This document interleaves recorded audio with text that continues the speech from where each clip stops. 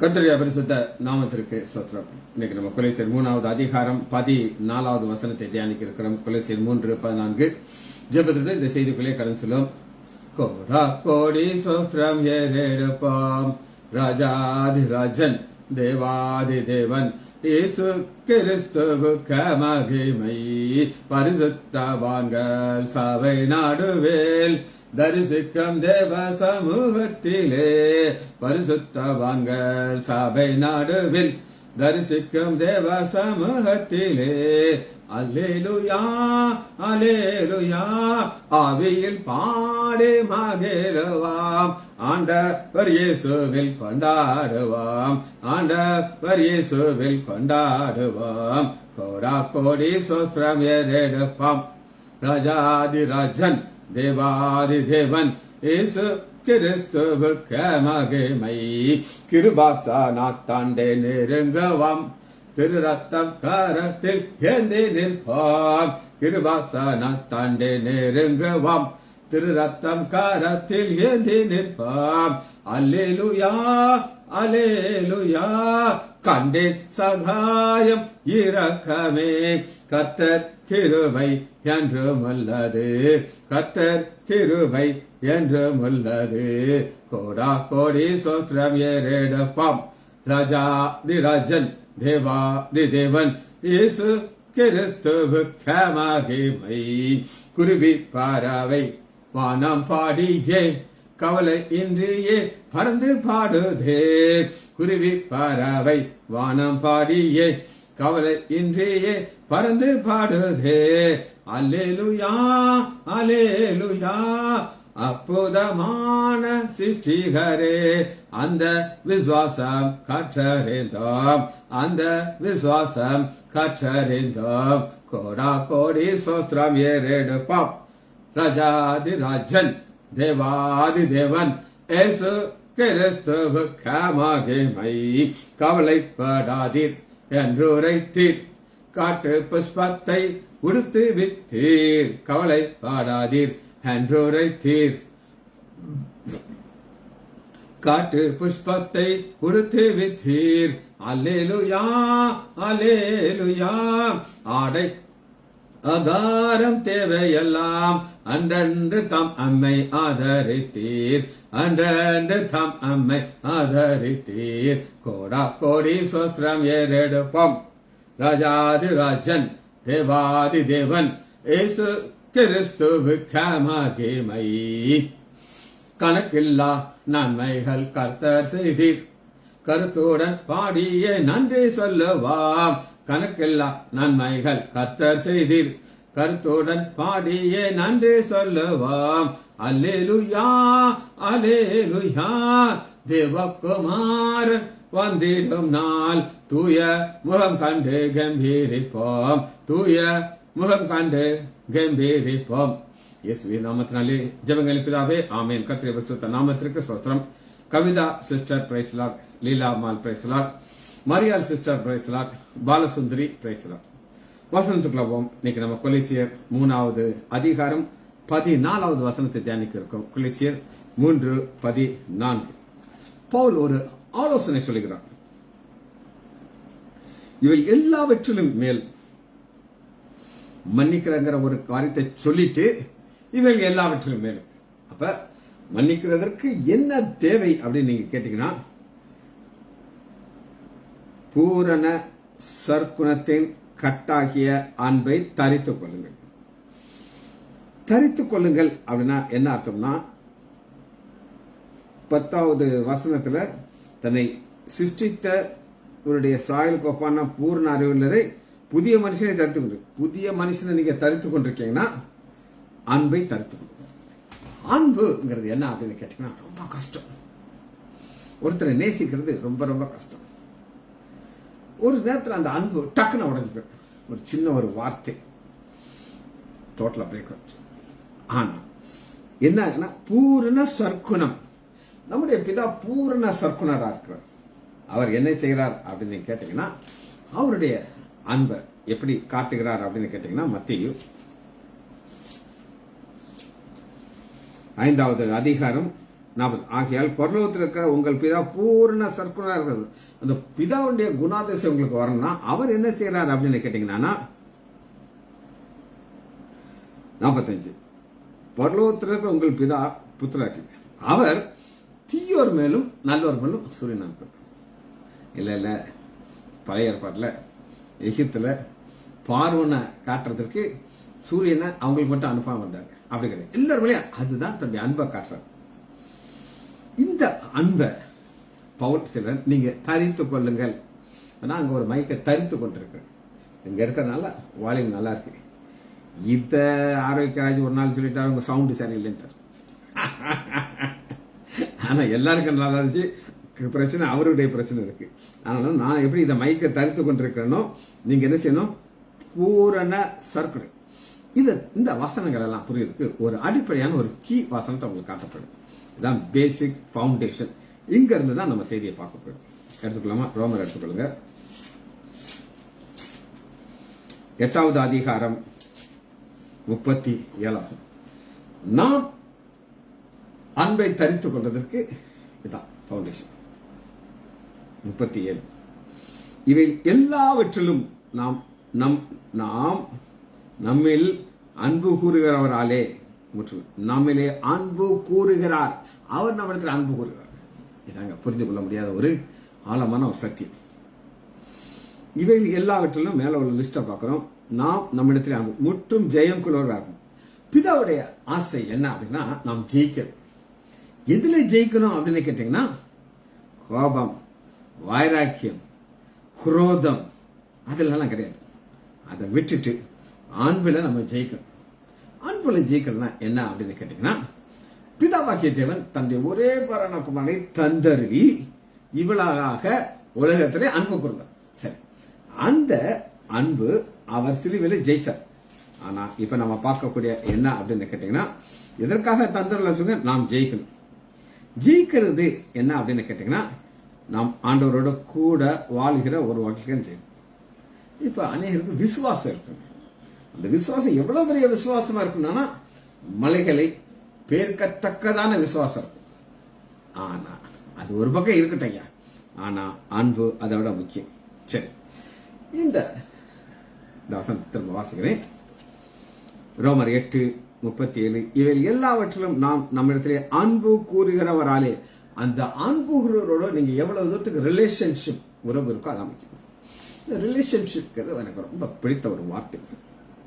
என்னுடைய சொந்தக்காரங்க அந்த பொண்ணு எங்க குடும்பத்துல வந்த டைரக்டர் எங்க சொந்தக்காரங்க மருமகள். அவர் பெரிய பணக்கார வீட்டுக்கு. அவங்க அக்கா தங்கச்சி 2 பேர். சரிங்க, தங்கச்சி பெரிய ஒரு கோடீஸ்வரர் வீட்டில் இருக்கா. அவங்களுக்கு இருக்கிற சொத்துக்கு அளவே கிடையாது. அக்காவுக்கு ஒரு மாச சம்பளம், ஃபாரின்ல இருக்காங்க, லிமிடெட் இன்கம். அவங்களுக்கு 2 பொம்பளை பிள்ளை இருக்கு. தகப்பனார் ஒரு கடையை வச்சிருந்தாரு. வில்லு எழுதாமலே இறந்து போயிட்டார். எனவே வில்லு எழுதாமலே இறந்து போயிட்டார். இப்ப பிரச்சனை என்னன்னா இந்த சொத்து, அந்த வீடு, கடை யாருக்கு போகணுங்கிற சண்டை சண்டை சண்டை சண்டை அப்படி ஒரு சண்டை.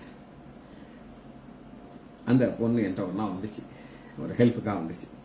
நான் அந்த பொண்ணுட்டு சொன்னேன், ஏம்மா உனக்கு அப்பா கிடையாது, அம்மா கிடையாது, இருக்கிற ஒரே உறவு யார் அப்படின்னா அக்கா. இவங்க இந்த சண்டை வர்றதுக்கு முன்னாடி மணிக்கணக்கா போன்ல பேசுவாங்கன்னு சொல்லி அவங்க மாமனார் என்கிட்ட சொல்றாரு. எப்பா என்னங்க இப்படி பேசுறாங்க அக்காத்துக்கு, அப்படி ஒரு அன்பாங்க அப்படின்னு எங்கிட்ட சொல்றாரு. இந்த சொத்துன்னு பிரச்சனை வந்த உடனே அடித்தடி. நான் அந்த பொண்ணு சொன்னேன், ஏமா உனக்கு இவ்வளவு சொத்து இருக்கு, உனக்கு இருக்கு சொத்துக்கு அளவில்லை, அக்காக்கு ஒரு இதுல கொஞ்சம் விட்டு கொடுத்தா என்ன அப்படின்னு கேட்டேன். கோவப்பட்டாங்க. என்கிட்ட யாரும் அவ்வளவு சீக்கிரம் கோவப்பட மாட்டாங்க. கோவப்பட்டு என்கிட்ட கத்த ஆரம்பிச்சிட்டான். நான் சொன்னேன், உனக்கு உறவுங்கிறது அந்த ஒரு பொண்ணு தானம்மா, அந்த ரிலேஷன்ஷிப்பை நீ விட்டு கொடுக்கலாமான்னு. ஆனா நீங்க இன்னைக்கு வரை, நான் சொல்லி 15 வருஷத்துக்கு முன்னாடி தான் சம்பவம், இன்னைக்கு வரை அந்த கோர்ட் கேஸ் முடியல. Low court, high court, supreme court போயிடுச்சு. சுப்ரீம் கோர்ட்ல போய் அந்த ஜட்ஜ் அதை பார்த்துட்டு, என்ன தப்பு தான் பண்ணிருக்கீங்க, பிரதிவாதி வாதிங்கிற பவுண்டேஷனை தப்பு, போ முதர்ந்து வா அப்படின்ட்டாரு. பாருங்க, இப்ப நம்ம இந்த அவங்க குடும்பத்துல தோல்வி வந்துச்சுங்க. அக்கா தங்கச்சிக்குள்ள ஒரு அன்பு போட்டு பூர்ண சர்க்குணமாகிய கட்டின் அன்பை தரித்துக் கொள்ளுங்க. இவங்களுக்கு கிழிஞ்சி தொங்குது. சொல்றது அன்பு கூறுறது ரொம்ப கஷ்டம். அன்பு கூறுற மாதிரி இருக்கும். ஆனா சாத்தா என்ன செய்வான் அப்படின்னு கேட்டீங்கன்னா பாருங்க, 36வது வசனம். கிறிஸ்துவின் அன்பை விட்டு நம்மை பிரிப்பவன் யார்? இந்த அக்கா தங்கச்சியுடைய அன்பை விட்டு பிரித்தது எது? சொத்து. சரி, இதுதான் பேசிக். அப்ப இன்னைக்கு நான் உங்களுக்கு சொல்ல விரும்புறது என்ன அப்படின்னு கேட்டீங்கன்னா, இந்த அன்பு சற்குணத்தை தரித்து கொள்றதுக்கு ஒரு கண்டிஷன் இருக்கு. அந்த கண்டிஷன் நம்ம பார்க்க போறோம். யோவான் 15வது அதிகாரம் 4வது வசனம். யோவான் 15:4. என்னிலே நிலைத்திருங்க. Condition. Abide in me. Abide in me அப்படின்னா என்ன அர்த்தம்னா ஒரு உறவு தொடர்பு. அடுத்த வாரம் வர்ற வியாழக்கிழமையிலிருந்து ஞாயிற்றுக்கிழமை வரை உங்களுக்கு செய்தி கிடைக்காது. நான் என்னுடைய நண்பர்களை பார்க்க போகிறேன். பூனா பக்கத்தில் ஒரு ஹில் ஸ்டேஷனில். நாங்கள் 1975 சேர்ந்த பேட்ச். இப்போ 50 வருஷம் முடிஞ்சிருச்சு. அதில் ஒரு 6-7 பசங்க செத்து போயிட்டாங்க. நான் அவங்களுடைய சில ஃபோட்டோஸ் எல்லாம் பார்த்தேன். முந்தின ரீயூனியன்ல போட்டிருந்தாங்க. அது யாருமே எனக்கு தெரியல, ரெகக்னைஸ் பண்ண முடியல. இது யாருன்னு நானும் பார்க்கிறேன், என்னால் கண்டுபிடிக்க முடியல. காரணம் என்ன சொல்லுங்க பார்ப்போம்? தொடர்பு கிடையாது. நாங்கள் முடித்தோம், ஒவ்வொருத்தரும் ஒவ்வொரு இடத்துக்கு போயிட்டாங்க. நான் விருதுல வந்து செட்டில் ஆனேன். நான் அதுக்கப்புறம் குல்பர்காவில் பிஜி பண்ண வந்தேன். அவன் எங்கெங்கேயோ போய் இப்போ செதறி போயிட்டாங்க. இப்போ திரும்ப வர்றோம். பார்த்தா நாங்க படிக்கும்போது the so called beauty queens 67 வயசு கிழவிகளை நீங்க கற்பனை செய்து பாருங்க. இருக்காங்க, உயிர் மட்டும்தான் இருக்குதுங்க, அங்க வேற ஒண்ணுமே இல்லை. எதுக்கு சொல்றேன் அப்படின்னு கேட்டீங்கன்னா, தொடர்பு இல்லை எங்களுக்கு, அபைட் இல்லை.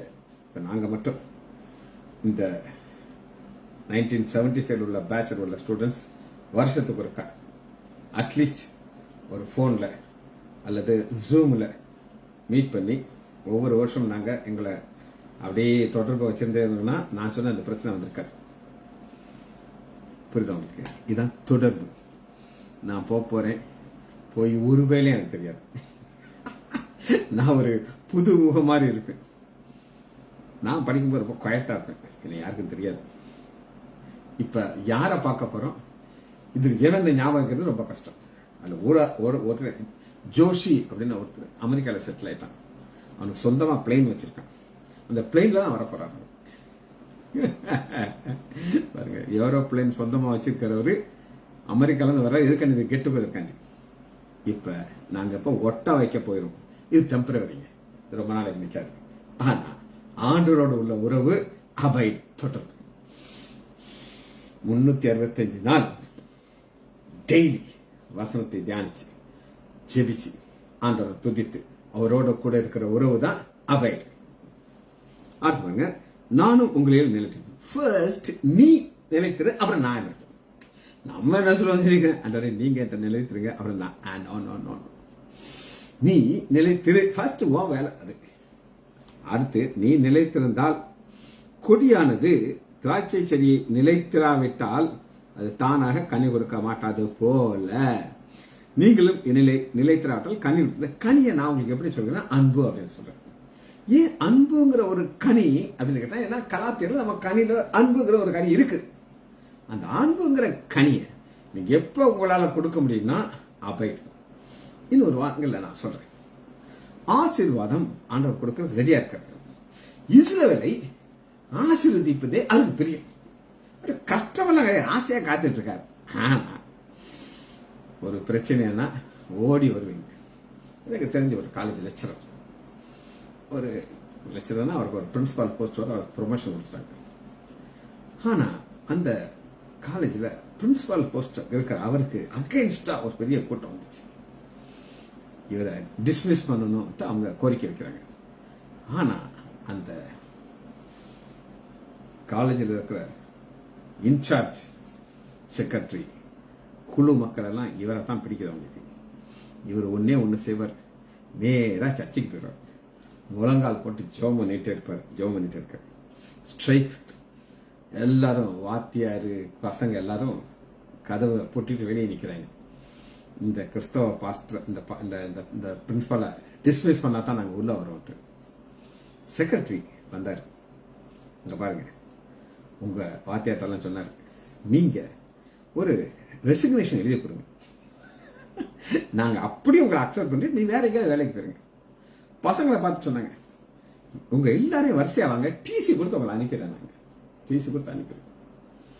நீங்க ஏதாவது காலேஜில் போய் ஸ்கூல்ல போய் படிச்சுக்கோங்க. ஆனா நீங்க கேட்டேங்கிறாங்க, இந்த பிரின்சிபாலை நாங்கள் வேலையை எடுத்து தூக்க மாட்டோம். அது ரொம்ப ஸ்டெப்பானா இருக்கும். ஒரு 10 நிமிஷத்துல கூட்டின கதவை திறந்துட்டு அவன் சத்தம் கட்டாம உள்ள போய் உட்காந்துக்கிட்டான். பாருங்க, அவர் எப்போ முழங்கால் போடுவார் அப்படின்னா பிரச்சனை தான் தவிர அபைட்டெல்லாம் கிடையாது. அவர் உயிரோட இல்லை, செத்து விட்டார். எதுக்காக நான் சொல்றேன் அப்படின்னு கேட்டீங்கன்னா, இந்த அபைடாக இருக்க இருக்க ஆண்புகிற கனி வெளியே வந்துகிட்டே இருக்கும். அதை நிறுத்தவே முடியாது. அடுத்து பாருங்க, அதே ஆண்டவர் என்ன சொல்கிறார்னா 16 வசனம் சொல்றது, அந்த அன்புடைய டெப்த்தை கட்டுறார்.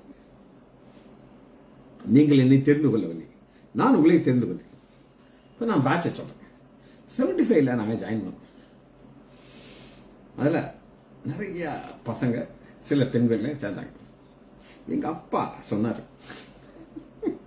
டை எவ்வளையாவது லவ் பண்ணிட்டு வந்த அந்த ஆளை உன்னை இறக்கி விட்டுரு, நீ ரோட்ல தான் போகணும். எச்சரிப்பு முதல்ல கொடுத்துட்டார். எங்க அப்பாலாம் ரொம்ப யோசிக்க மாட்டார். எங்க அப்பா திரும்ப சொல்றாரு, டேய் எனக்கு 5 பசங்கடா, நீ உடனே ஒருத்தனை துரத்தி விட்டானால எனக்கு எந்த நட்டமும் கிடையாது, 4 பிள்ளை எனக்கு இருக்காங்கட்டு. அது என் இருதயத்துக்குள்ள போய் ஒரு பயத்தை உண்டாக்கி நான் படிச்ச அத்தனை வருஷமும் ஒரு பொண்ணுடையும் பேசுறது, எந்த பொண்ணுடையும் பேசாம நாங்கள் இந்த மாதிரி 2 பசங்க இருக்கோம். நாங்கெல்லாம் அகெயின்ஸ்ட் லவ், நாங்கள் ஒதுங்கியே தான் இருக்கோம், யாரோடையும் சேர மாட்டோம். இன்னைக்கு அந்த பொண்ணுகள் நினைப்பாளங்க எங்களை வந்து பேசுனதே கிடையாதுன்ட்டு. இதுக்காக சொல்றேன் அப்படின்னு கேட்டீங்கன்னா, அந்த ஆண்டவர் வந்து அந்த அன்பை எங்க அப்பா ஒரு பயங்கர ஒன்று மிக்ஸ் பண்ணி என்கிட்ட கொடுத்துட்டார். பயத்தை மிக்ஸ் பண்ணி கொடுத்தார். அதனால நாங்க யாருமே போய் பேச மாட்டோம். அதுக்காண்டி அங்க வெறுக்கிறோன்னு கிடையாது, அவங்க மேல கோபம் கிடையாது. எங்க அப்பா சொன்ன எச்சரிப்பு. அதுபோல இங்க அந்த அத்தனை பேரும் தெரிந்து கொண்டு நாங்க காலேஜில் சேரல, ஏதோ சேர்ந்தோம், படிச்சோம், வெளியே வந்தாச்சு. ஆனா இது அப்படி கிடையாது. இந்த உறவு ஆண்டவர் எப்படி சொல்றாருன்னா, நீங்கள் என்னை தெரிந்து கொள்ளவில்லை, நான் உங்களை தெரிந்து கொண்டேன். இதெல்லாம் நம்மளால புரிய முடியாத ஒரு காரியங்க. அவர் நம்மளை தெரிந்து கொண்டார். அவர் அதை நம்ம மனுஷன் 100% நம்புறோம். ஏன் அப்படின்னு கேட்டீங்கன்னா, ஒரு பாயிண்ட் தான் நான் சொல்றேன். எத்தனையோ பாதைகளை கடந்து வந்திருக்குங்க, ஆனா ஒண்ணு மட்டும் நடக்கல. அது என்ன நடக்கல சொல்லுங்க? நிர்மூலம். நாம் நிர்மூலமாகாதபடி இருக்கும் அவருடைய சுத்த கிருபை இரக்கத்திற்கு முடிவில்லை. இன்னைக்கு ஒவ்வொருத்தரும் ஒவ்வொரு பாதை வழியா வந்திருக்கும். ஆனா நீங்க எப்படி இந்த பாதைக்குள்ள வந்தீங்கன்னா உங்களுக்கு தெரியாது. எல்லாருமே வித்தியாசமான வகையில தான் இங்க உள்ள வந்திருக்கீங்க. அடுத்து பாருங்க, நீங்கள் போய் கனி கொடுக்கும்படி உங்கள் கனி நிலைத்திருக்கும்படி உங்கள் கனி நிலைத்திருக்கும், அன்பு நிலைத்திருக்கணும் அப்படின்னு நீங்க எதிர்பார்த்தீங்கன்னா, உறவு ஆண்டவராகிய இயேசு கிறிஸ்து பிதா கூட உள்ள ஒரு உறவை நம்ம தொடர்ந்து பார்த்துக்கிட்டு இருக்கோம். இந்த மத்திய 27வது அதிகாரம் 46 27:46 இங்கதான் உறவு கட்டாது. 27:46 என் தேவனே என் தேவனே ஏன் என்னை கைவிட்டீர் என்ற அர்த்தம். என் தேவனே என் தேவனே ஏன் என்னை கைவிட்டீர், இது அந்த ரிலேஷன்ஷிப் கட்டான உடனே வர்ற கதறல். இப்படி ஒரு கதறல் ஆண்டவருக்கு செய்ய மாட்டார். ஆனா இது ஒரு டெம்பரரியான கதறல். ஏன் அப்படின்னு கேட்டீங்கன்னா, லூக்கா 23வது அதிகாரம் 46வது வசனத்துல திரும்ப பாருங்க, உறவு திரும்ப வந்துருச்சு. 23:46 இயேசு பிதாவே என் தேவனேங்கிற ஒரு வார்த்தை மாதிரி என் பிதா, காரணம் திரும்ப கனெக்ட் ஆயிடுச்சு. உம்முடைய கையில் என் ஆவியை ஒப்புவிக்கிறேன். திரும்ப அந்த உறவு வந்துருச்சு. இந்த உறவு எவ்வளவு நம்மளோட கூட இருக்குதோ அன்னைக்கு நம்முடைய ஆதரவு, அந்த கனெக்ஷன் இருந்துகிட்டு இருக்கும். கனெக்ஷன் இருக்க இருக்க இருக்க அன்பு வந்துட்டு நம்ம என்னைக்கு ரட்சிக்கப்படுகிறோமோ அன்னைக்கு பரலோகத்தில் ஒரு பெரிய சந்தோஷம் இருக்கு. இந்த சந்தோஷத்தினுடைய காரணம் என்ன அப்படின்னு கேட்டீங்கன்னா, நம்மள பரலோகமே நம்மளை எப்படி பார்க்குறது, ஜெயிக்கிறவளா பார்க்குறது. அதனாலதான் பரலோகத்தில் ஆண்டவர் பேர் எழுதுகிறார். இந்த பேர் எழுதிட்டு அந்த பேர் கிறுக்கப்படக்கூடாது. கிறுக்கப்படாமல் இருக்கிறதுக்கு ஒரே ஒரு கண்டிஷன் தாங்க, அன்பு கூறணும். யார் மேல அன்பு கூறணும்? Yes ma'am. அன்பு கூறன்னு சொல்லி ஃபாரின்லாம் ஒரு வர கையில் ஒரு பேண்ட் போட்டிருப்பாங்க, ஐ லவ் ஜீசஸ். எழுதி போடுறத வேஸ்ட், அர்த்தமே கிடையாது. சரி, அந்த உறவை ஆண்டவராகிய இயேசு கிறிஸ்து நமக்கு எப்படி காட்டினார் அப்படின்னு கேட்டீங்கன்னா, யோவான் 8வது அதிகாரம் 29வது 8:29, என்னை அனுப்பினவர் என்னோட கூட இருக்கிறார். அது அவருக்கு பெரிய ஒரு சந்தோஷங்க. என்னை அனுப்பினவர் என்னோட கூட இருக்கிறார். நம்ம சொல்ல முடியுமா? இன்னைக்கு ஒவ்வொரு நாளும் இயேசு என்னோட கூட இருக்கிறார் சொல்லணும். அடுத்து பாருங்க, பிதாவுக்கு பிரியமானதை நான் எப்பொழுதும் செய்கிறபடினாலே அவர் என்னை தனியே இருக்கிறது. பிதாவுக்கு பிரியமானது நான் செய்கிறபடினால். அது என்னதுங்க? அன்பு. இன்னைக்கு அன்புங்கிறது நான் சொல்லி பார்த்தீங்களா, ஒரு சொத்து கட்டாயி அண்ணன் தம்பிகளுக்கு சொத்து பிரச்சனை இருந்தானா போலீஸ் ஸ்டேஷன்ல போய் நிற்பாங்க. எங்களுடைய குடும்பத்தில் நாங்கள் சொத்தை பிரிக்கும்போது எங்க அப்பா சில சொத்துக்கள் எல்லாம் அவங்க பேர்ல எழுதி வச்சிட்டார். சில காமனா சில சொத்து இருந்துச்சு. ஒரு உதாரணத்திற்கு கொடைக்கானல்ல ஒரு வீடு இருந்துச்சு, அது காமன் பொது வீடு. நீங்க பாக்குற இந்த மண்டபம் இருக்கு பாத்தீங்களா, சுமங்கலி மண்டபம், அது என் பேர்ல இருந்துச்சு. நான் என் தம்பிகிட்ட சொன்னேன், டே இந்த சுமங்கலி மண்டபத்தை நீங்க எடுத்துக்கோங்க, எனக்கு கொடைக்கானல் வீடை கொடுங்க அப்படின்னு சொன்னேன். என் மனைவி ரொம்ப ஸ்டார்ட் ஆயிட்டான், இவ்வளவு பெரிய சொத்தை கொடுத்துட்டீங்க, நான் அங்க போய் நான் உட்கார முடியுமா? அங்க நம்ம ஸ்டாஃப் எல்லாம் அங்க போய் உட்கார்ந்துட்டு இருக்காங்க. ஆனா கொடைக்கானல்ல ஒரு பெரிய இடம், அது எனக்கு கிடைச்சா எனக்கு ரொம்ப சந்தோஷம் அப்படின்னு சொன்னேன். உடனே சரி சொல்லிட்டாங்க. நாங்க அப்படிதாங்க, செஞ்சு ஆசைப்படுறானா கொடுத்துரு. அதுதான் அன்பு. சண்டையும் கிடையாது, ஒண்ணும் கிடையாது. இது ஆண்டவர் நம்மகிட்ட எதிர்பார்க்கிறார்.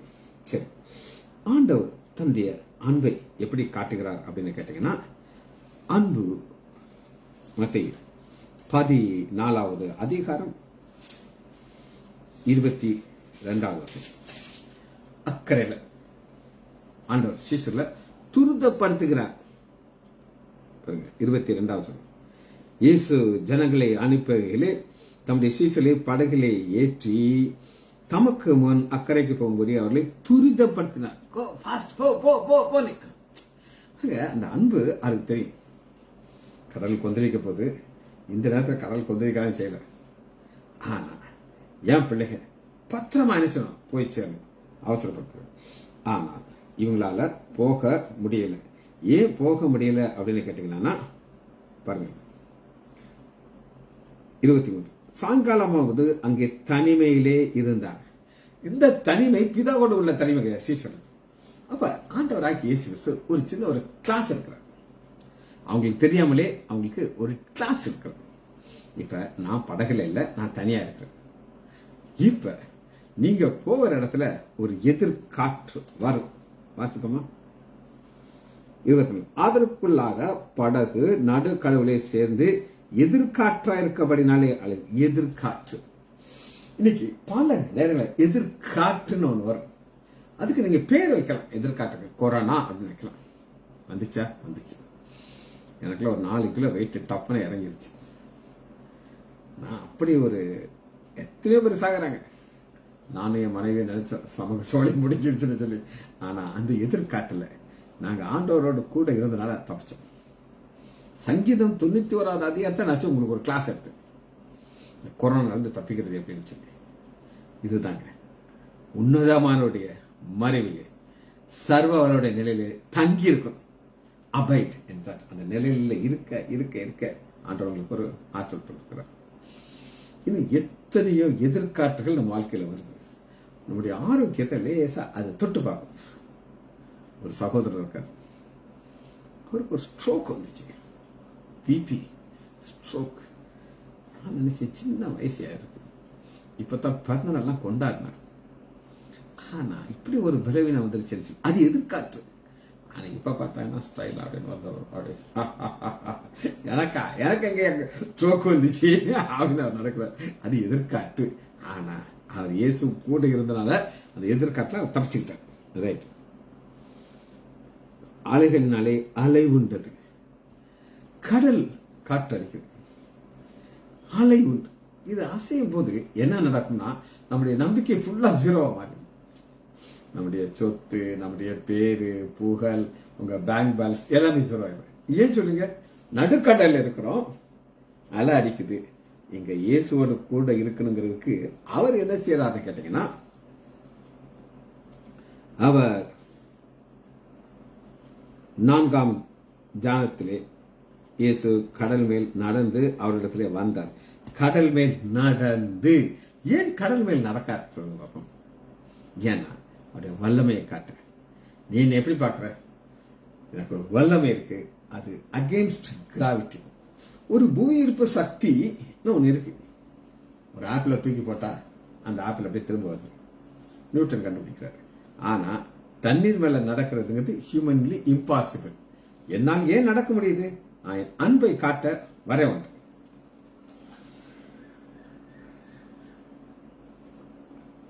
அவர் கடல் மேல் நடக்கிறதை சீஷல் கண்டு கலக்கம் அடைந்து ஆவேசம் என்று பயத்தினால் அலையினார்கள். இயேசு அவர்களுக்கு பேசி, திடன் கொள்ளுங்கள், நான் தான். இதாங்க ஒரு கான்பிடென்ட், நிச்சயத்தை கொடுக்கிற ஒரு வார்த்தை. இது அன்பினாலதான் வரும். ஒரு நடந்த சம்பவம் பல முறை உங்களுக்கு சொல்லியிருக்கேன். நான் ரட்சிக்கப்பட்ட கொஞ்ச நாளையில ட்ராக்ஸ் கொடுக்கறதுனால இந்த பிஜேபி காரங்க எங்களை போலீஸ் ஸ்டேஷன் கொண்டு உட்கார வச்சிட்டாங்க. அந்த நேரத்தில் என்ன நடக்குது அப்படின்னு கேட்டீங்கன்னா, பிரதர் ராஜா சிங் ஒயிட் போட்டு ஆயிரமா இருப்பார், கண்ணாடி போட்டுப்பார். அவரு நானும் ஒன்னா இருக்கோம். இல்லை, அவர் நியூஸ் கேள்விப்பட்டு நேராக போலீஸ் ஸ்டேஷன் விட்டார். என் கூட உட்காந்து ஜெபம் பண்றாரு. ஆனா இன்னொருத்தர், அவர் பேர் சொல்ல மாட்டேன், அவர் ஸ்கூட்டர்ல அப்படியே சுத்திக்கிட்டே இருக்காரு. இங்கிருந்து பாக்குறாரு, கிட்ட வர மாட்டேங்கிறாரு, தூரம் அனுக்கிறாரு, ஓடியே போயிட்டார். கிட்டே வரல. ஏன் கிட்ட வரல? நம்ம வந்தா இவங்க பேர்ல நம்ம பேரையும் சேர்த்துப்பாங்க. எதுக்கு வம்பு? ஓடியே போயிட்டார். ஆனா அந்த எதிர்காட்டுல எங்களோட கூட இருக்கிறதுக்கு அவருக்கு மனதில்லை. ஆனா ஆண்டவர் என்ன செய்தார் அப்படின்னு கேட்டீங்கன்னா, அந்த எதிர்காட்டை நமக்கு அனுகூலமான காற்றாக மாற்றுகிறார். எப்படி அனுகூலமான காற்றாக மாற்றுகிறார் அப்படின்னு நீங்க கேட்டீங்கன்னா, சம்பவம் நடந்துச்சு. ஒரு பெரிய பேனர் தட்டியில எழுதி பொட்டலையும் திப்பத்துக்கிட்டையும் எழுதி வச்சிட்டாங்க. இந்து மதத்தை அவமானமாக பேசின சிஜித் லைசான்றை நாங்கள் வன்மையாக கண்டிக்கிறோம் அப்படின்னு சொல்லி அண்ணனும் தம்பியும் சொல்றாங்க. அப்பெல்லாம் அந்த மருந்து கடை எதிர்த்து பழைய குப்பை தொட்டி. டேய், நம்ம பிழைக்கு வந்திருக்கிறோம்டா இந்த ஊருக்கு, இப்படி பண்ணிட்டேன். நான் என்ன பண்ணேன்? ஒன்றும் செய்யல. ஆனா ஆண்டோடைய அன்பு என்ன நடந்துச்சு அப்படின்னு கேட்டீங்கன்னா, கொஞ்ச நேரத்தில் ஒரு காற்றை அனுப்புனார் ஆண்டவர். ஒட்டிச்சு, அந்த போஸ்டரை ஒன்றும் மாக்கிடுச்சு. நீங்க கவனமா பார்த்தீங்கன்னா எங்களோட கூட இருக்கிறவங்களுக்கு தான் தெரியும். அதற்கப்புறம் தான் ஆண்டவர் உயர்வை கொடுக்கிறார். தன்னுடைய அன்பை அவர் வெளிப்படுத்துவார்.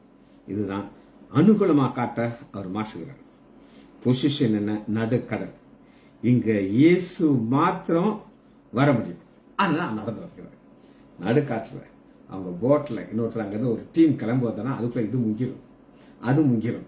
ஆனா ஆண்டவரால் மாத்திரம் வர முடியும். தன்னுடைய அன்பை காட்டுறதுக்கு வருகிறார். காரணம் என்ன அப்படின்னு கேட்டீங்கன்னா, 32வது வசனத்துல பாருங்க, ஒரு ஆச்சரியமான காரியத்தை நான் காட்டுறேன் உங்களுக்கு.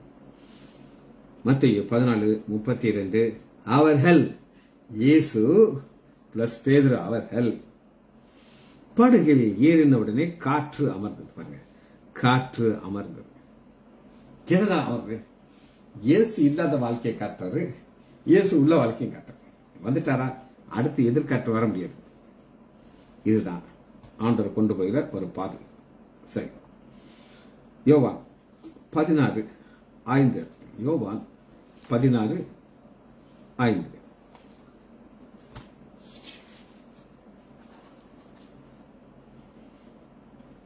இப்பொழுது நான் என்னை அனுப்பின இடத்திலே போகிறேன். எங்கே போகிறேன்? என்னை அனுப்பின இடத்திலே போகிறேன். ஆனாலும் உங்கள் இருதயம் துக்கத்தால் நிறைந்திருக்கிறது. சரி, நான் என்னை அனுப்பினவர். ஆண்டவர் அங்கிறது ஒரு செய்திக்காக அனுப்பியிருக்கிறார், போறார். 6வது வசனத்தை நான் உங்களுக்கு வாசிக்கிறேன். ஆனாலும் நான் இவைகளை சொன்னதுனாலே உங்கள் இருதயம் துக்கத்தினால் நிறைந்தது. ஏன் துக்கத்தினாலே நிறைந்திருக்கிறது அப்படின்னு கேட்டீங்கன்னா, இங்க சுற்றி இருக்கிற 2 வகையான கூட்டத்தை நான் உங்களுக்கு காட்ட போறேன். ஒரு கூட்டம் ஆண்டவர்கிட்ட எதுக்காக வருவாங்கன்னா, அன்பு கூடுறது கிடையாது, அப்ப சாப்பிட வருவாங்க. எங்கெங்க இயேசு போறாரோ ஃப்ரீ சாப்பாடு கிடைக்கும். அது சுட சுட அங்கிருந்து வானத்திலிருந்து அப்பத்தை இறக்குவாரு. அது ஒரு கூட்டம், அவங்க அப்பத்துக்காக வரவங்க. ஆனா இவங்க அப்பத்துக்காக வர்றவங்க கிடையாது.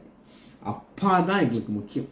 அப்பா பிதாவே அன்பான தேவா அருமை ரட்சகரே ஆவியானவரே, இவங்களுக்கு அன்பு இருக்குது. 2 கூட்டத்துல ஒரு கூட்டம் அப்பா சாப்பிட வருவாங்க, ஆனா ஆண்டவர் ஓடி போயிடுவாங்க. இத உங்களுக்கு பைபிள் இருந்து காட்ட போறேன். அப்ப சாப்பிட்ட கூட்டத்திற்கும் சீசலுக்கும் ஒரு வித்தியாசம். யோவான் 6வது அதிகாரம் 60வது வசனம். யோவான் 6:60. இப்ப அப்ப சாப்பிட்ட கூட்டம் என்ன, இது ஓடிய பேச்சு பாருங்க. 6:60. அவருடைய சீசர்கள் அநேகர், 70 சீசர் இருக்காங்க பாத்தீங்களா, அநேகர் இவளை கேட்ட பொழுது இது கடினமா செஞ்சு ஓடிய போயிட்டாங்க. அதனால ஆண்டவர் கேட்கிறாரு, நீங்களும் இந்த 12 அப்போஸ்தலரை பார்த்து கேட்கிறாரு, நீங்களும் என்னை விட்டு போக உங்களுக்கு ஆசையா அப்படின்னு கேட்கிறாரு. அப்ப 68 சீமன் பேதுரு அதுக்கு பிரதித்திரமாக, ஆண்டவரே யாரிடத்திலே போவோம், நித்திய ஜீவ வாசனம் உம்மிடத்தில் உண்டு, யாரிடத்தில் போவோம் இட்டாங்க. இவங்க அன்பனால கனெக்ட் ஆயிட்டாங்க. இயேசு சொல்றாரு, நான் பிதாவிடத்துல போகிறேன், என்னை அனுப்பிற இடத்துல போறோம்னா துக்கமாயிடும். ஐயோ, நாங்க யார்ட்டாண்டவரை போவோம், நீங்க எங்களை விட்டு போயிட்டா நாங்க யார்ட்ட போவோம். இதுதான் அன்பு. இந்த அன்பு எவ்வளவு ஆழமாக உங்கள் இருதயத்தில் இருக்கிறதோ, உங்கள் வாழ்க்கை எப்படி இருக்கும் அப்படின்னு கேட்டீங்கன்னா, ஆண்டவருக்குள்ள ஒரு ஐக்கியம் கூடிக்கொண்டே போகும். சரி, இன்னைக்கு ஒரு சோதனை வருது. இந்த சோதனை வரும்போது எப்படி நமக்கு அந்த சோதனை நம்ம பேஸ் பண்ண போகிறோம் அப்படின்னு கேட்டீங்கன்னா, அந்த சோதனை பார்ப்போமா? வெளிப்படுத்துதல் 12வது அதிகாரம் 10வது வசனம். இரவும் பகல் பிதாவுக்கு முன்பாக சாத்தான் நம்மளை குற்றம் சுமற்றும்படி குற்றம் சாட்டுகிறான். என்ன அர்த்தம்னா, தெரியாம செஞ்சுட்டான்னு சொல்ல மாட்டாங்க. எங்கேயாவது ஒரு பாயிண்ட் கிடைக்காதா? தானியலுக்கு விரோதமாக தானியல் மேல குற்றமே இல்லைங்க. அவட்ட குற்றமே கண்டுபிடிக்க முடியாது, 100% பெர்ஃபெக்ட். ஆனா குற்றம் சாட்டுறதுக்கு ஒரு இடம் இருக்குது. அவருடைய கடவுளோட உள்ள உறவு, மத சம்பந்தப்பட்ட ஒரு காரியம். இது ஒன்றுலதான் அந்த பிடிக்க முடியும்னு சொல்லி வந்தாங்க. அது குற்றம் சுமற்றும்படி குற்றம் சாட்டு. இந்த சாத்தான் என்ன செய்வான் அப்படின்னு கேட்டீங்கன்னா, 10. அப்பொழுது வானத்திலிருந்து ஒரு சத்தம் உண்டு, இப்பொழுதும் ரட்சிப்பு, வல்லமை, தேவனுடைய ராஜ்யம், இந்த 3 நமக்கு கிடைக்கூடாது. ரட்சிப்பு, விடுதலை, நம்முடைய ஆண்டவராகிய இயேசு கிறிஸ்து இந்த பூமிக்கு எதற்காக வந்தார்னா, ரட்சிக்கிறதுக்கு. பாவங்கள் நம்மளை ரட்சிக்கிறதுக்கு. அந்த ரட்சிப்புல கை வைக்கிறான் பாருங்க. ரட்சிப்பு, ரட்சிப்புங்கிற ஒரு காரியம் 3 நிலைமை சேர்ந்து, past, present tense, future tense. Past நம்ம ரட்சிக்கப்பட்டோம், பிரசன்ட் டென்ஸ் ரட்சிக்கப்பட்டு கொண்டே இருக்கணும், தொடர்ந்து முடிவு பரியந்தம் நிலைக்கிறது. அந்த முடிவு பரியந்தம் போட மாட்டோம். இப்படியாவது ஒரு குற்றத்தை சாட்சி, நீ எல்லாம் பரலோகம் போக முடியாது, நீ என்னத்தை ரட்சிக்கப்பட்டிருக்கிற, இந்த பாவத்தை செஞ்சியா இல்லையா அப்படின்னு சொல்லி உங்களை அப்படியே ஊசினால குத்திக்கிட்டே இருப்பான். அப்ப நீங்க என்ன சொல்லணும் தெரியுமா? நான் பரலோகம் போக முடியாது, ஆனா தேவனுடைய நீதி என்னை பரலோகத்தை கொண்டு போயிடும். அந்த ரட்சிப்புங்கிறத அவன் கை வைப்பான். ஏன்னா ஆண்டவருக்கும் உங்களுக்குள்ள உறவா கட் பண்றது. 2வது பாயிண்ட் பாருங்க, ரட்சிப்பும் வல்லமை. ரட்சிப்பும் வல்லமை இந்த இணைத்து வாசிச்சாலும் சந்தோஷம், பிரிச்சு வாசம். ரட்சிப்பின் வல்லமை என்ன அப்படின்னு கேட்டீங்கன்னா, இந்த ரட்சித்த நம்மளை ரட்சித்தார், ரத்தத்தை சிந்தி நமக்காக சிலுவையில பாவமா மாறி, அவருக்கு என்ன வல்லமை இருக்குன்னா, யூதா 24 வலுவாதபடி உங்களை காக்கும் மகிமையுள்ள சன்னிதானத்திலே மகிழ்ச்சியா உங்களை கொண்டு போக நிறுத்த வல்லவர். அந்த வல்லமை அவருக்கு இருக்கு. ஆனா ஒண்ணுதான் தேவை, நம்ம தொடர்ந்து உறவுக்குள்ள இருக்கணும். Abide abide abide. நேற்று நான் செய்தி எப்பவுமே எழுதிக்கிட்டே இருக்கேன். ஏன்னா நான் உட்காந்து கிளாஸ் எடுக்கணும், இது முடிச்சோன்னு நேரம் நான் ஸ்விம்மிங் போகணும், வந்த உடனே இதை அப்லோட் பண்ணிட்டு ஓபிங் போகணும். ஷெட்யூல் கரெக்டாக வச்சுருக்கேன் நான். இந்த ஷெட்யூலில் நேற்று இன்னைக்குள்ள செய்தியை ப்ரிப்பேர் பண்ணியாச்சு. ஞாயிற்றுக்கிழமை சொல்ல வேண்டிய செய்தியை ப்ரிப்பேர் பண்ணியாச்சு. ஞாயிற்றுக்கிழமை நான் என்ன சொல்லேன்னு உங்களுக்கு தெரியவே செய்யாது. ஏன்னா உங்களுக்கு அது தேவையில்லை. ஏதோ நீங்க கேட்பீங்க. அன்னைக்கு ஒரு அக்காட்ட நான் கேட்கறேன், அது எங்களுக்குள்ள நோட்ஸ் வச்சுருக்கேன் தேடிக்கிட்டு இருக்குது. உங்களுக்கு அது பிரச்சனையே கிடையாது. ஆனா எனக்கு அப்படி கிடையாது. எனக்கு அந்த பொறுப்பு இருக்கு. நான் அதை தொடர்ந்து செய்யணும். காரணம் என்னன்னா, ரட்சிக்கப்பட்டு கொண்டே இருக்குது. Present continuous tense. அடுத்து பாருங்க, தேவனுடைய ராஜ்யம். நமது தேவனுடைய ராஜ்யம் அவருடைய கிறிஸ்துவின் அதிகாரம். தேவனுடைய ராஜ்யம் ரெண்டு காரியத்தை அவங்க சொல்றேன். பரலோக ராஜ்யம், தேவனுடைய ராஜ்யம் ரெண்டு வித்தியாசமான. பரலோக ராஜ்யம் அங்கதான் இருக்கு. அது பரதேசம் நம்ம சொல்லலாம். அந்த பரலோக ராஜ்யம் பரதேசத்துக்குள் நம்ம போறதுக்கு தேவனுடைய ராஜ்யம் நமக்குள்ள. அந்த ஃபர்ஸ்ட் டீச்சிங் மன திரும்புங்கள். பரலோக ராஜ்யம் சமீபத்தில் வந்துருச்சு. ஆனா அந்த தேவனுடைய ராஜ்யம் உங்களுக்குள்ள வரும். அது ஏற்கனவே உங்களுக்குள்ள வந்துருச்சு. தேவனுடைய ராஜ்யம் உங்களுக்குள்ள தொடர்ந்து உங்களுக்குள்ளே இருக்கணும்னா அந்த பயத்தை சாத்தான் உள்ள இருந்து போட்டோம். ரட்சிக்கப்பட்டது இல்லை நீ பரலோகம் போக முடியாது ஒரு காரியத்தை அவன் போட்டுக்கிட்டே இருப்பான். ஆனா தேவனுடைய அன்பு நம்மள ஊற்றப்படும். நம்ம தொடர்ந்து அந்த உறவோடு இருந்தானா சாத்தம் ஓடிய போயிடுவான். ஏன்னா அவன் தோற்கடிக்கப்பட்டவன்.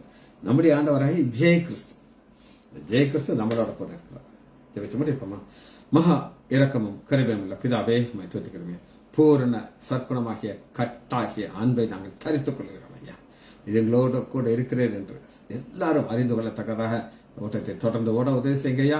பிள்ளைகள் ஒவ்வொருவரையும் ஆண்டவராகிய இயேசு கிறிஸ்துவின் நாமத்தினாலே ஆசீர்வதிக்கிறேன். இயேசுவின் நாமத்தினாலே ஜெபங்களை பிதாவே. ஆமேன், ஆமேன், ஆம்.